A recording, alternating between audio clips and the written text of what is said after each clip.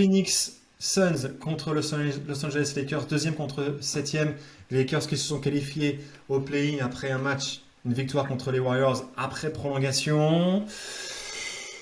Jean-Éric, tu commences. Je pensais que tu finirais par cette série, tu vois. Je pensais que tu allais la garder sous le coude. Non, Moi, je, j'ai mis je les fais dans Lakers. l'ordre J'ai mis les Lakers 4-2. Jean-Jo. Alors j'avais mis 4-2 pour les Lakers avant de savoir que LeBron ne serait pas sanctionné par la NBA. Du coup, je change mon bracket à 4-1. Je pensais que tu allais mettre dans l'autre sens. Finalement, c'est Phoenix qui gagne. Waouh. Eh ben, moi, j'ai mis les Suns 4-3. Oh là là là. Comme je Oh, suis, bah vas-y. comme je me, On t'écoute, voilà, vas-y. quand je me On t'écoute, sépare, là. je vais commencer.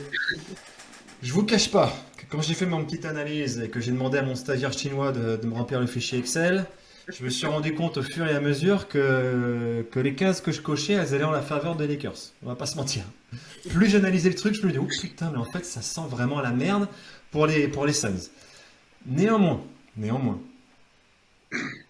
ce qui ce qui me plaît avec les Suns, c'est qu'ils ont été vraiment réguliers pendant toute la saison, un jeu collectif vraiment canon, et surtout les Lakers, je pense que eux, pour le coup, ils tirent vraiment sur la corde. Tout dépendra de l'état de santé de LeBron James. Et pour moi, il est loin d'être à 100%.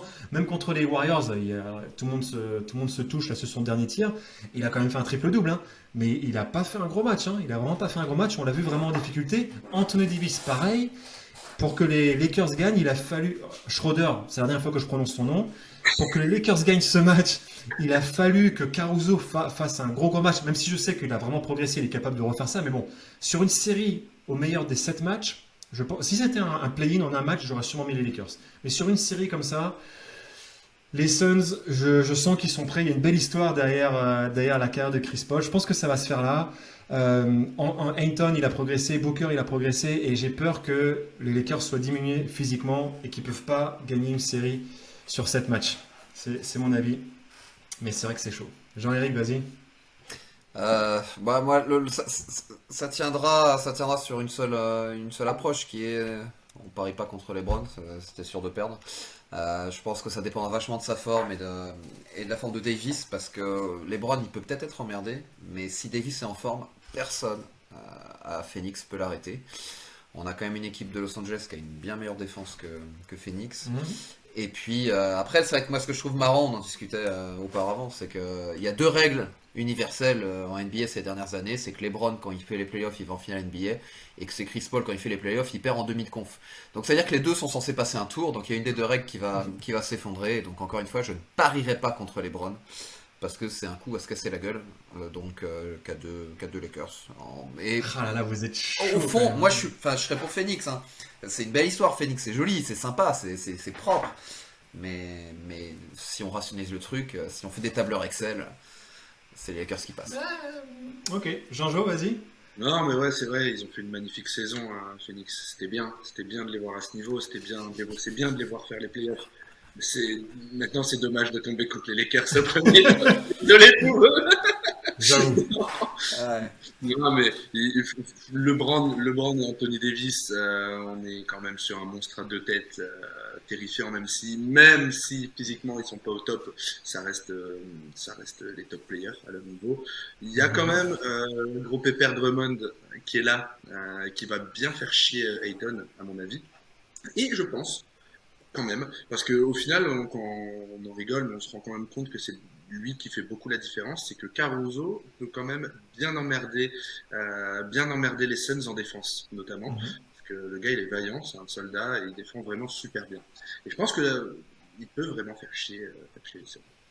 Il est impressionnant en défense, Caruso. En tout cas, Ouais. contre les Warriors, plusieurs fois, il a stoppé Curry, quoi. Il lui a fait perdre la balle. C'était vraiment, Mais il vraiment est très impressionnant. intelligent ce joueur, Jean, hein. Il est sous-coté parce qu'il a un physique ouais, bien moche, mais il est très. Ouais, c'est un Et vrai est-ce joueur que de tu basket pourrais lui intelligent, quoi. ressembler? Euh, bon, moi j'ai envie de croire, je le dis, j'ai envie de croire qu'il y a une justice dans le basket et que que le meilleur basket collectif gagne.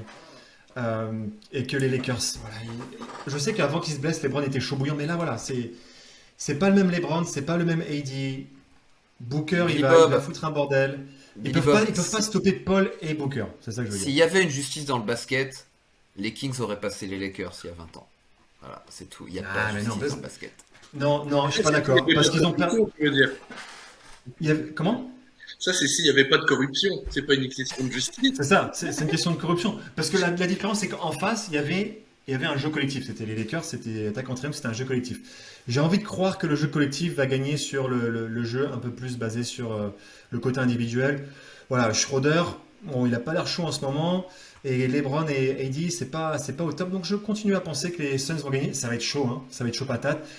Je fais référence à un truc qu'on s'était dit avec Jean-Jo. Jean-Jo me disait, rappelle-toi des Rockets 95 quand ils font le doublé, le cœur de champion, blablabla. Et moi, en réponse, je lui ai dit, bah, rappelle-toi des Lakers 2011, quand après le back-to-back, on n'aurait jamais pensé qu'ils gagneraient contre les Mavs, alors que les Mavs jouaient beaucoup mieux. Mais c'était, voilà, c'est les Lakers, c'est Phil Jackson, c'est Kobe. Et ils se sont fait défoncer 4-0. En face, il y avait un jeu collectif hyper huilé. Donc je pense que ça va être comme ça. Je pense que c'est l'année de Chris Paul. Ça ne veut pas dire que je pense qu'ils vont gagner le titre, mais je pense que ça va être une série de fous et je vois bien le basket Ce collectif que des tu Suns dis, ce que l'emporter. tu dis fait plaisir parce que ça montre que tu n'es pas qu'une machine et qu'il y a un cœur qui bat derrière le tableur Excel.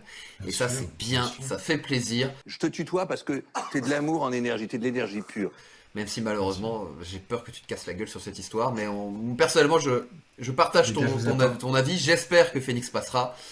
Mais il faut être lucide à un moment donné, quoi. Je vous attends. Non, je vous attends au tournant. Je sens que ça va se faire.